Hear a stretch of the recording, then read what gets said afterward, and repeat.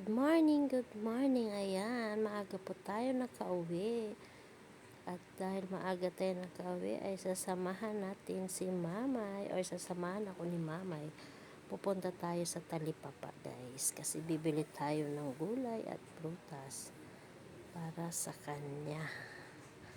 Kasi pag may edad na, kailangan may mga prutas na po sila. Ayan, bumili po tayo ng gulay dyan. Ayan, ang ampalaya at kamote. Ayan yung ating binili. Malapit lang po yan sa bahay, lalakarin lang po yan, konting lakad lang, at ayan na po yung Talipapa sa amin. Harap lang po yan ay yung barangay.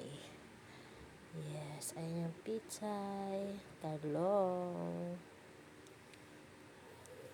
okra, ampalaya, sitaw, at dyan naman po yung mga prutas.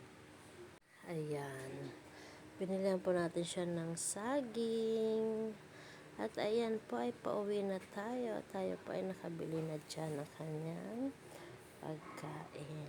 Ayan, maraming salamat po sa inyong panonood ng ating mga video. Thank you so much po, bye bye.